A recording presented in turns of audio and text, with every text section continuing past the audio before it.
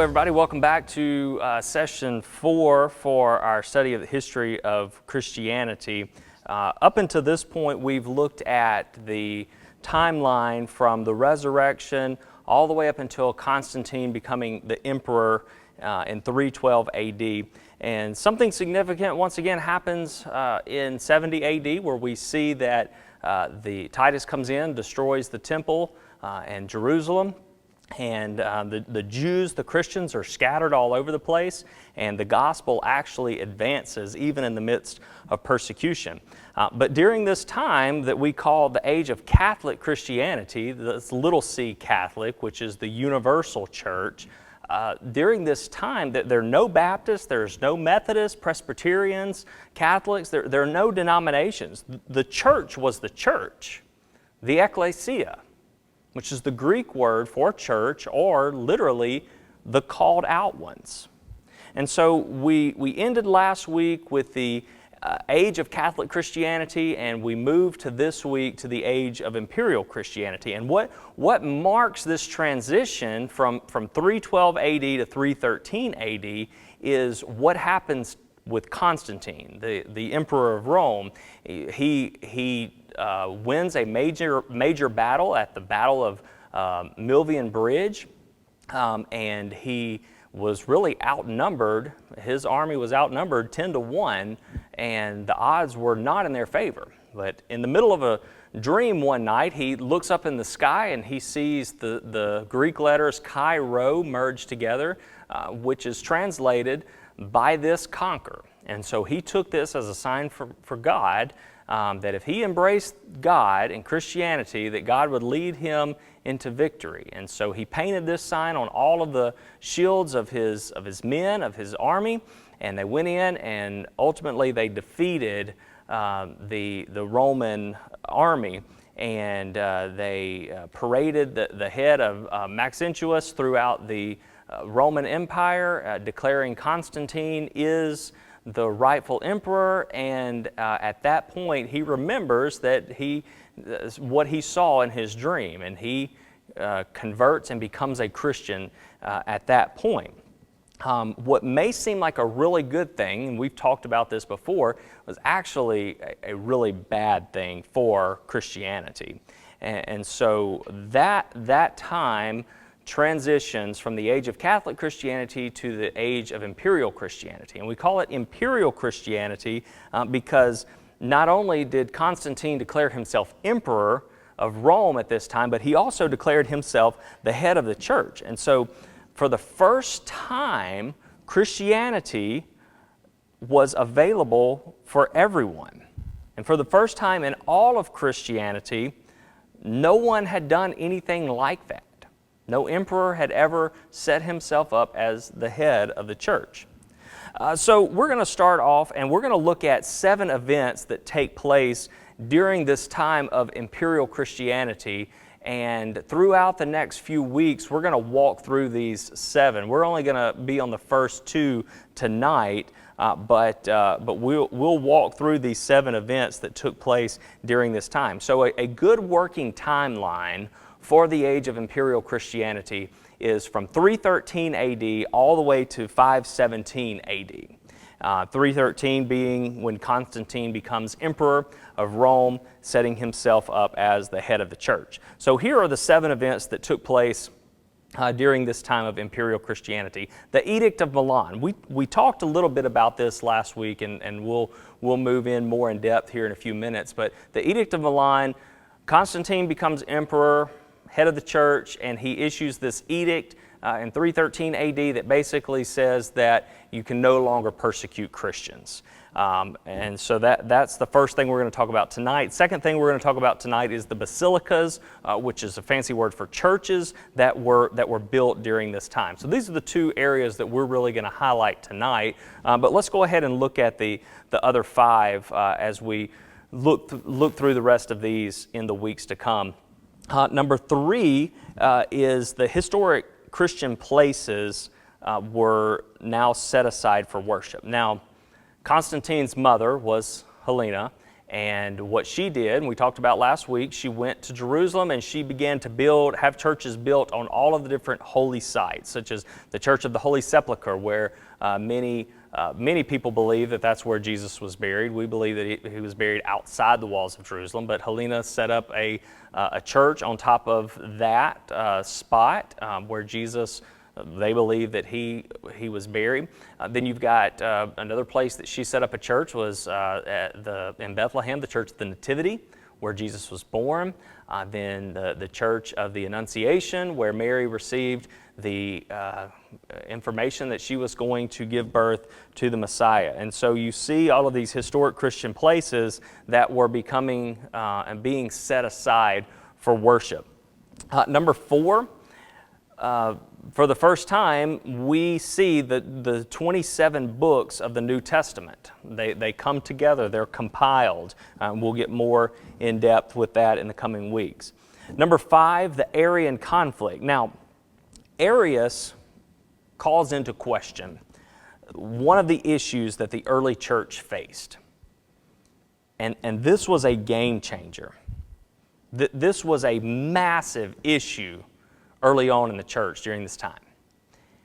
And the question that he proposed was Jesus Christ the same substance of God, or was he a different substance or a similar substance? What was Jesus Christ? And so we're going to see a lot of debate and division among that one question right there. Was Jesus the same substance, a similar substance, or a different substance than God? Number 6, we'll get to the Council of Nicaea. At the Council of Nicaea, they write what is appropriately called the Nicene Creed, and the Nicene Creed really hashes out a lot of the doctrinal issues that they are facing, and so a lot of these doctrinal issues are debated at the Council of Nicaea. And number 7, the last thing we will focus on in the weeks to come is that Rome crumbles. So for tonight, we're focused on first the Edict of Milan. And so this, like I said, this was issued by Constantine after he was converted. After he won the battle, he was good on his word to God, he converted to Christianity, and so he issues this edict that ultimately legalized Christianity for the first time in history. Okay? So throughout the Roman Empire history, emperor after emperor after emperor, Diocletian, Nero, Galerius, persecuted all of these Christians. They had this massive hate for Christians. And so for the first time, there is now a Roman emperor who is the head of the church, who identifies as a Christian. And so some believed during this time, because of Constantine's stance with Christianity, some believed that Jesus Christ was coming back very soon. We see this idea of Jesus coming back soon early on in the New Testament, in the book of Acts. They believe that as soon as Jesus ascended to heaven, that he was probably coming back immediately. Well, they began to see that's not the case. So they began to write their books, write things down. The book of Mark was written. The First Thessalonians was written. They began to write down these things because they're like, hey, we're not going to live forever. And if Jesus doesn't come back in our lifetime, we want these records to be kept. And we are very grateful for that. So some believe that during this time Jesus was coming back because for years and years and years of persecution, you now have an emperor that's in power, that's a Christian, that Christians are not being persecuted. So these are the good times. So Jesus must be coming back. So you got this persecution, and now you've got one extreme persecution, the other extreme, a Christian is now in power, and there is no more persecution. But this was a huge turning point. Constantine issuing this Edict of Milan that we'll look at here in a second, but this was a huge turning point and a huge issue in the church because for the first time we see the absence of persecution. And we've proposed this question in the last several weeks. Was this a good thing? No. It was the worst thing for the advancement of the gospel. And so here are the three ways the Edict of Milan affected the Christian church. These were the same three that we went over last week, so I'm gonna go quick through here. So number one, the way that the Edict of Milan affected the Christian church, there was no real commitment.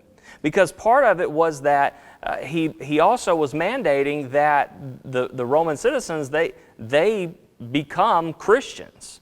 And so there's no real commitment. If you're not committed to Christ, then you're just going to kind of go through the motions. Number two, it became a watered down Christianity. Because what did these pagans bring into the church? They brought in their ideologies. They brought in their pagan practices. They didn't want to learn anything about Christianity. They already had what they wanted.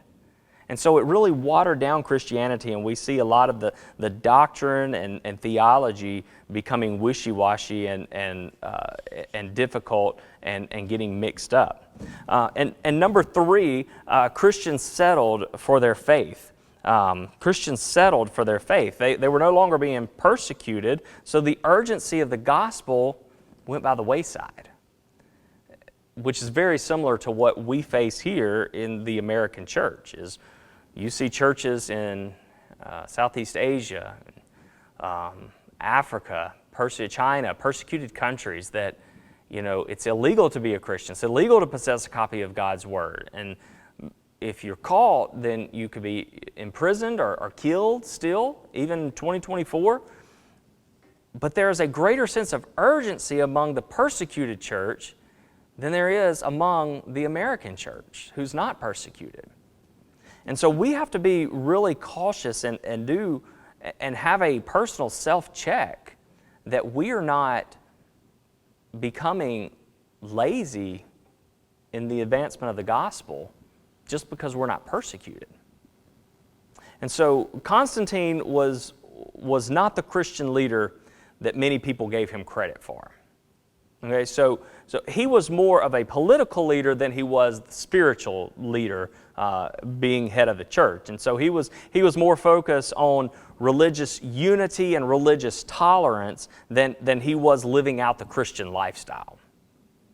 And so, but remember, first and foremost, he was an emperor, and he had an obligation to lead his people. And I think that's where our politicians get mixed up so many times is, no politician is claims to be more of a Christian than in a political season, in an election year.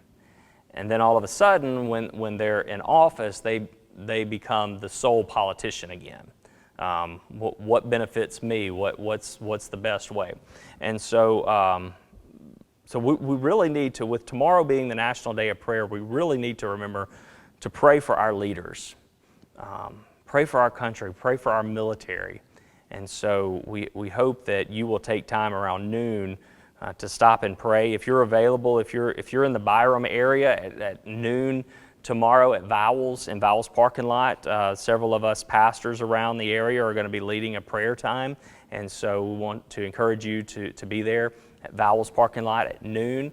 But wherever you are, stop and pray. Pray for our country, pray for our leaders, pray for the national leaders, that they will do everything through a godly, Christ-like lens, and they'll never lose sight of that. But here's the Edict of Milan. It's short, it's just a couple sentences long, but here's ultimately what it says. It says, "We have determined with sound and upright purpose that no one at all should be denied the liberty to choose and follow the religious observance of the Christians." So breaking this down simply, you as a Christian should not be denied that right to worship how you see fit. All right, but then he continues. This is where it gets a little wishy-washy. Each person shall be given the freedom to devote his mind to whatever religion he thinks best for himself, so that everything God, who we worship freely from our hearts, may show us his usual care and favor. Now look at that main phrase there that's highlighted in yellow.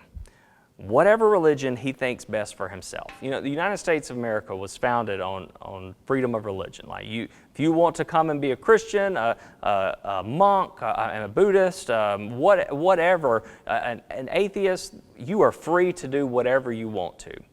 And that's sort of what this is sounding like, other than, you know, he sets up for a demand for also the pagans to practice Christianity as well. And so the roles have kind of been reversed between Christians being persecuted, now pagans being persecuted. So, but he's ultimately saying whatever religion you think is best for himself. So that's what the Edict of Milan talks about. But what he ultimately does is he opens the door for religious and doctrinal tolerance. And so the Christian message, we got to remember, even then and now, the Christian message is offensive. And so Jesus said that the road is narrow and there are few who choose it. And the road to destruction is wide and there are many who go down it. You know, this is 313 AD that we're talking about here. And now we're in 2024 and not a lot has changed. The same message preached all over the world today hasn't changed in 2,000 years. The road that is narrow will not be highly favored. The road that is wide and leads to destruction is the way people are going to go. But Constantine did do something significant when it comes to Christianity and everything. He at least acknowledged the God of the Christians, and he opened the door for the gospel to get out. The church made progress, sort of, but it suffered greatly. So what ultimately happened was, as I said earlier, the church became lazy, and they neglected the opportunity to advance the gospel. They did a better job getting the gospel out under persecution than they did when someone says, hey, go after it, do it, share, practice however you want to. The church made some progress, but it did suffer greatly. So now let's look at the leadership of Constantine, because he was a great leader. He was a great leader for Rome. He was it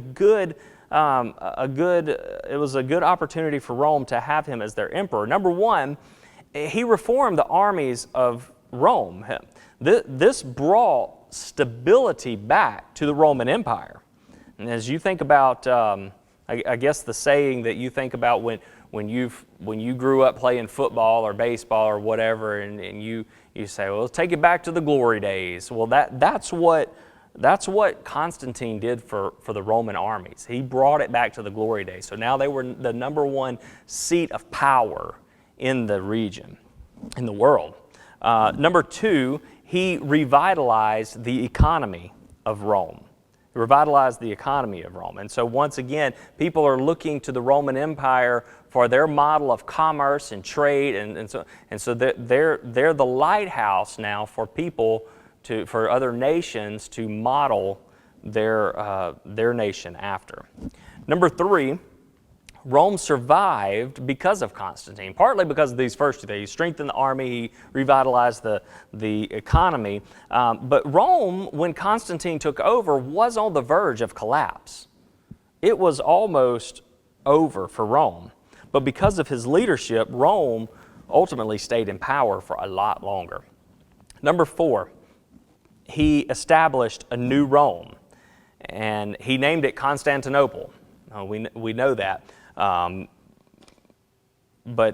So what he ultimately did was as he's in Rome, he takes a step back and he looks at Rome. And one of the things that he noticed was that there were pagan gods and temples everywhere. He looked around and saw the temples dedicated to Artemis, Aphrodite, and the goddess Nike, which goddess Nike is the goddess of victory. And so what he ultimately said, kind of paraphrasing or putting words into his mouth, he was believing that this is not the kind of place that I think would honor God. period. I don't think this is the place that would kind of that would honor God. So what did he do?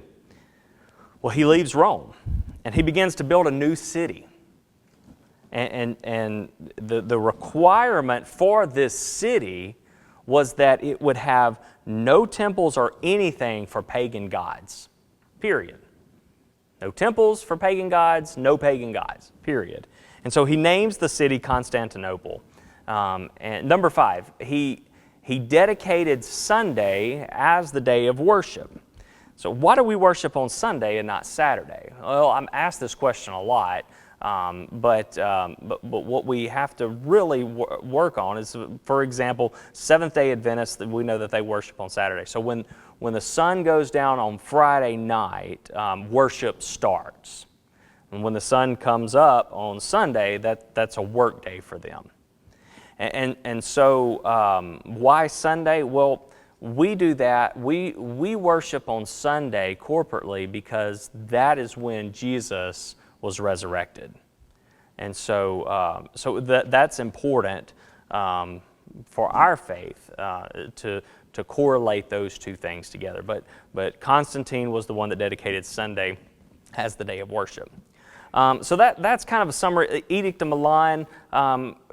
Now we're going to get into talking about the building of the churches, these basilicas and everything. So a good working definition for basilica is a large hall used as a town hall and a courthouse in one. So town hall, courthouse in one, large area, large building. So up until Constantine, where did the church, the Christians worship? They worshiped in catacombs, they worshiped in homes, but ultimately they worshiped in secrecy. Anywhere they could go to be in secret is where they worshiped. And so here's a picture of a basilica. This is St. John Lateran Church in Rome. And so at this point, for Constantine and the Christians, worship finally is public. It's public. And so this is an example of what they would have built. In this picture, notice the large Corinthian columns that you see there, and then if you walk through the center door there, you will see a long walkway that would oftentimes have pews on the side, and again, long Corinthian columns on the inside holding up the structure. What does that look like in relationship to Rome? It looks like the buildings of Rome. And see, what they did is that the church, the Christians, took the buildings of the Senate from Rome and the way the Roman government set up their buildings, and they used it as a model for building these basilicas and churches. And the acoustics are phenomenal in there. If you've ever been there, the acoustics are incredible. It would even make me sound good singing. Here's another one. This is one of the most famous basilicas, and that is St. Peter's Basilica, and within it is the Sistine Chapel. But here's what's heartbreaking about this. St. Peter's Basilica and many others were built on the back of the poor when the Roman Catholic Church was selling indulgences. So here's the definition of indulgence as buying time out of purgatory. Buying time out of purgatory. So what the Catholic Church was saying is, they were preaching that because of your sin, you have to go to purgatory when you die, separated from God until you have worked hard enough to pay off your sin, and then you're free to go to heaven.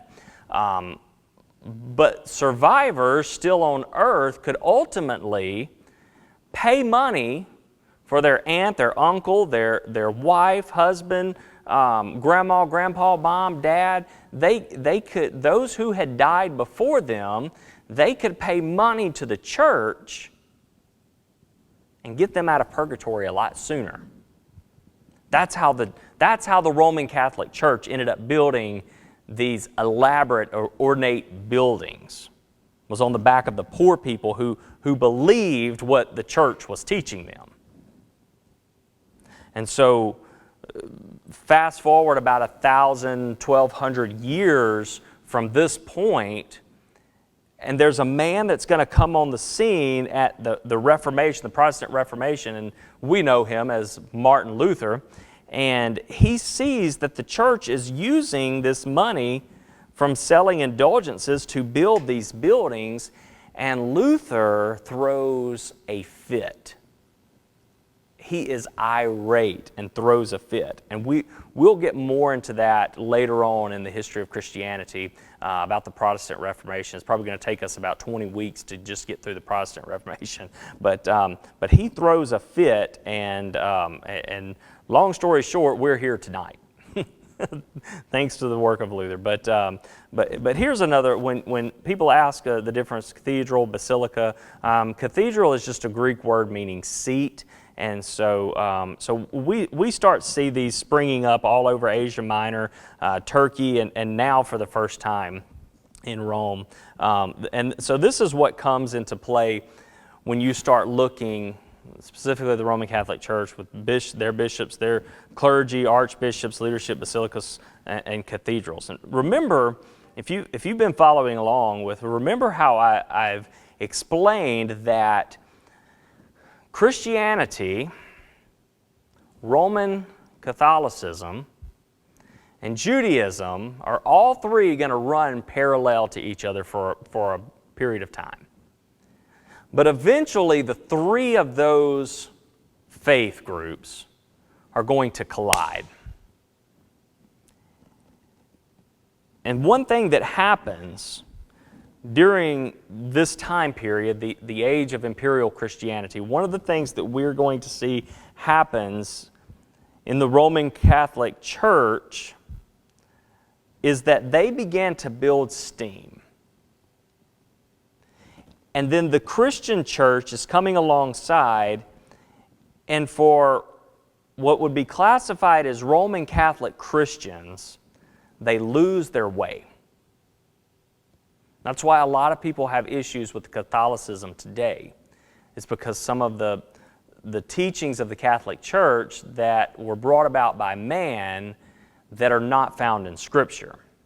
The indulgences, the confessional booth that a bishop or a priest has to tell you how to get rid of your sin and how many Hail Marys and so on and so forth to do in order to be made back right. And so we see that what was Christianity, for the most part, in the Roman Catholic Church during this time period, the Christians lose their way inside the Roman Catholic Church. Because who's in charge now? The bishops, the overseers, the priest. And so this becomes a massive problem for early Christians. Roman Catholics taught that in order for a person to receive grace and forgiveness, you have to go to a man. You have to go to a bishop in order to get that grace and forgiveness. And so during the age of Imperial Christianity, one issue is on the table that is discussed over and over and over again. And here it is. Who is Jesus? Who is Jesus? This question continues to come up. And here's the thing. Christians have their idea of who Jesus is. Roman Catholics have their idea, different, of who Jesus is.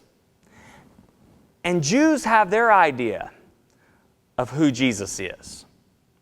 And so what seems to be three faith groups running parallel to one another eventually collide over this one question, because all three of them are going to disagree on who Jesus is. And that is a mix for a perfect storm. And so I'm going to share more about this, but you have to come back and watch next week.